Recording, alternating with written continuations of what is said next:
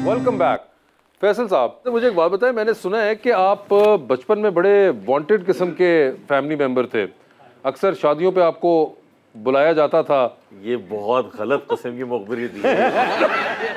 आपको इस बात का इल्म है वैसे मदिया? हाँ, अम्मी बताती हैं कि हर जगह नहीं जाते थे, जैसे कि ईद का त्यौहार भी होता था तो खुशी खुशी रिश्तेदारों के घर नहीं जाते मगर थे। उसकी वजह उनको भी शायद पता नहीं होगी, क्योंकि भाई को इतनी आदत थी कि इनको खास रिक्वेस्ट करके बुलाया जाता था शादियों के ऊपर। और क्यों बुलाया जाता था, इन्होंने आपको कभी ये बताया? ये मुझे समझ में आ रहा है कि एक बहुत ही बदबख्त किस्म का राइटर है, उसने ये मुखबिरी की है वासे को।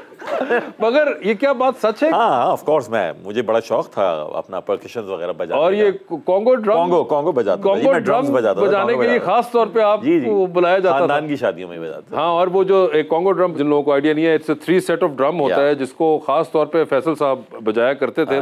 और मैंने सुना है कि डांस भी बड़ा... नहीं, गाना गाते थे। गाना गाते थे वैसे भाई फैसल भाई है ना, माइकल जैक्सन नहीं आया है। नहीं, मगर आपको पता नहीं है, ये भी कुछ हमें खबरें मिली है कि डांस भी भाई बहुत जबरदस्त कर लेते हैं। अब भी कोशिश करता हूँ डांस करने की, बेगम घूरने लगती हैं।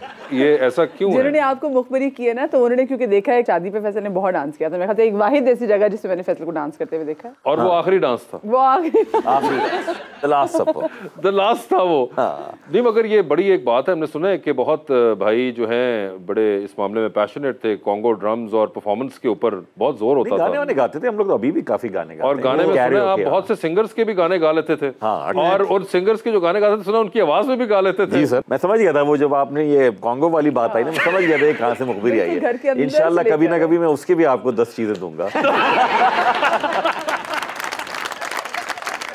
मगर वैसे आपको तो सुनाते ही होंगे गाने। ये बहुत अच्छा गाती है। वो तो गाती हैं, हमें पता है, वो तो देखें, हमें उनके बारे में तो आइडिया है हमें। आप अपना बताएं ना, कोई सुनाया इन्होंने आपको कभी? हमारे एक दोस्त हैं, उन्होंने बड़ा यकसतरी तबसरा किया। हम बैठे हुए थे उनके घर पे, कैरियोके का हल्का फुल्का सेटअप हो रहा। उन्होंने कहा यार आपकी पिच बहुत अच्छी है आवाज की वजह से, लेकिन सुर भाभी के अच्छे हैं। कौन सा फेवरेट गाना है आपका किशोर का? मेरे वालिद बड़ा गाते थे एक गाना किशोर का, तो वो बल्कि मैंने और अब्बू ने भी कैरियोके पे ट्राई किया था ना, तो अब अब्बू की थोड़ी सी सांस का मसला हो रहा था, तो वो खैर वो मेरे सपनों की रानी। मेरे सपनों की रानी, और ये आप सुनाते ही होंगे घर पे आम फहम। ये थोड़ा गा भी दें प्लीज। हाँ जी, गाते ऑडियंस की फरमाइश। गा दीजिए अगर आपको लगे। मेरे सपनों की रानी मेरे साथ आई। क्या है भरोसा आशिक दिल का और किसी पे ये आ जाए, आ गया तो बहुत पछताएगी तू, मेरे सपनों की रानी कब आएगी तू, आई रुत मस्तानी कब आएगी तू, बीती जाए जिंदगानी कब आएगी तू, चलिया तू चलिया। जबरदस्त। फैसल साहब, कभी हुआ शहबाज शरीफ के साथ कोई बैठक लगी? शरीफ फैमिली में सब बहुत अच्छा गाते हैं। मैंने मरियम साहिबा को देखा, हमजा साहब गाते हैं, जुनेद उनके जो नवासे वो बड़ा जबरदस्त गाते हैं, बहुत अच्छा गाते हैं। जुनेद की बहुत सिंगिंग हमने देखे को नहीं। मगर आपने कभी हुआ शहबाज शरीफ साहब से आप यहाँ से आपने गा दिया हो कि मेरे सपनों की रानी, आगे से वहां से मियाँ साहब ने कहा मैं नहीं मानता? नहीं, शायरी का हुआ। शायरी का हुआ है शहबाज साहब के साथ। तो उन्होंने जालिब सुनाया आपको? उन्होंने कोई सुनाया शेर, तो बस हमसे तो फिर रहा नहीं जाता। आपने तो हमला कर दिया होगा ताबड़तोड़ किस्म का। एक आध शेर जो है ना उनको सुना दिया, क्योंकि हमारे यहाँ कराची में, वो नाज़िमाबाद में हमें बड़ी मशहूर थी। हम कहते थे कि जान जाए लेकिन जुमला ना जाए। जुमला जो है ना वो अगर आ गया ज़बान के ऊपर तो बस फिर चला जाता। हम लोग कहीं भी जाते ना, पहले बहुत सारे ऐसे फ्रेंड्स थे जिनको बहुत ज़्यादा शौक था शेर कहने का, तो वो जब से हम उनकी गैदरिंग में गए ना, तो उन्होंने शेर कहना बंद कर दिए हैं, क्योंकि फैसल कोई ना कोई इसमें से नक्स निकाल लेते हैं, फिर आगे से जवाब में ऐसा शेर सुनाएंगे या कुछ ऐसी बात कह देंगे कि सब कहते हैं। और आई एम श्योर ये लाहौर आके तो इनके सामने कोई ट्राई नहीं करता होगा आपकी फैमिली वगैरह में? बिल्कुल भी नहीं।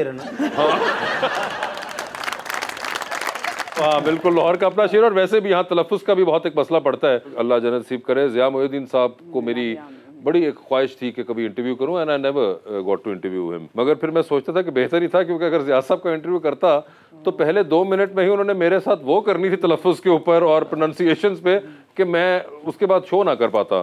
तो ये एक बड़ा होता है, क्योंकि आई नो कि इनका भी बड़ा ज़ौक़ है। और क्योंकि उर्दू शायरी में ना तलफ़्फ़ुज़ से उसका वज़न ऊपर नीचे हो जाता है मिसरे का। बिल्कुल।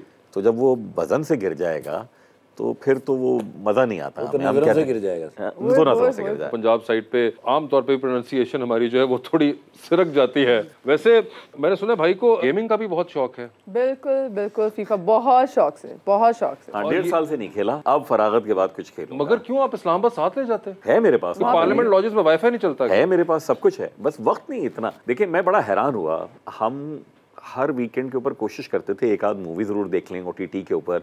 मेरे पास बड़े ज़बरदस्त मीडिया सेंटर्स वगैरह, इंटरनेट कनेक्शंस और राउटर्स, एवरीथिंग एवरीवेयर, और होम थिएटर के साथ में हर जगह, भले छोटा सा हो। एक ज़माने में मैं, क्योंकि मैगजीन्स में जिन साहब ने आपके साथ मुखबरी की है वो और फसी बारी और एक दो, हम सब एक आध मैगजीन के लिए लिखते भी थे।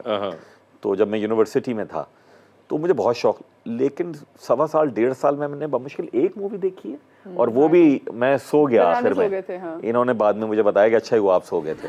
मगर आपने फीफा को मिस किया इंतहाई। और जो बीच में हमारे साथ लतीफा हुआ 1.5 साल, उसके बारे में क्या कहेंगे? जब आप इस फीफा छोड़ के बैठे हुए थे, वैसे बड़ा मुश्किल टाइम पे नहीं इस बार हुकूमत की? इंतहाई। देखिए एक तो अनसर्टेनिटी ये थी कि पता ही नहीं था महीने भर के बाद आप हैं या नहीं हैं, 2 महीने हैं। जब अफसरान को भी ये पता हो तो कोई ज्यादा आपको लिफ्ट नहीं करा। Exactly. अच्छा, मैं सिंध में 2 दफा वजीर रहा, सूबाई वजीर। मैं अक्सर अपने अफसरान को इस्लामाबाद में कहता था कि यार मेरी तो जान अज़ाब में आ गई इस्लामाबाद आके। इस्लामाबाद में तो सेक्रेटरी और फेडरल मिनिस्टर से बड़ा जो अफसर है ना, उसका नाम है सेक्शन अफसर। वो जो फाइल के ऊपर कीड़े काटियां कर दे। हमारे ऐसे ऐसे लोग थे, बाज लोग होते हैं ना वो फाइलों में से कीड़े निकालते हैं।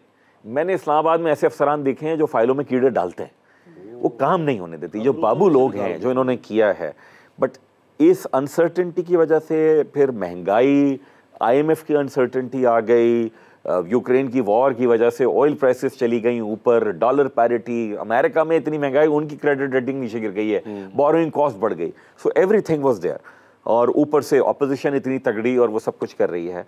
एक चीज़ थी जिस पे मैं कायल था, उसकी पॉलिटिकल कॉस्ट होगी, सभी बेयर कर लेंगे, लेकिन पाकिस्तान जो है वो माशी तौर के ऊपर इंतहाई फारिग हो जाता अगर ये 6 महीने भी ये वाला मामला नहीं चलता, जिसको एक गैर मकबूल हुकूमत, लेकिन गैर मकबूल हुकूमत ने अगर गैर मकबूल फैसले जो कि दुरुस्त फैसले हों वो कर लिए तो मेरे ख्याल में it is better for the country. हमें आदत नहीं है, इंशाल्लाह आगे जाके पता चलेगा। मगर आपको यही लगता कि आपकी पार्टी के लिए मुश्किल होगी अभी वापस इलेक्शन में जाके जब वो कैंपेन करेंगे, ये सब चीज़ें इन्फ्लेशन में, स्पेशली गिवन के इन चीज़ों ने सबसे ज़्यादा हिट किया है हमारी मिडिल क्लास को और आपके मैसेस को? ऐसे ही है, तो आप लोगों की तो मेन पावर बेस ही वो है। बहुत ज़्यादा होगी, लेकिन अगेन अगर आप कनेक्टेड हैं अपने वोटर्स से, उनको समझा पा रहे हैं। देखिए पढ़े लिखे वोटर का जहाँ ये बड़ा डिसएडवांटेज होता है कि उसे आप बेवकूफ़ आसानी से नहीं बना सकते, वहाँ एडवांटेज ये भी कि उसके सामने रियलिटी रखेंगे। So I am taking this chance और hopefully I would be able to convince them. जबरदस्त।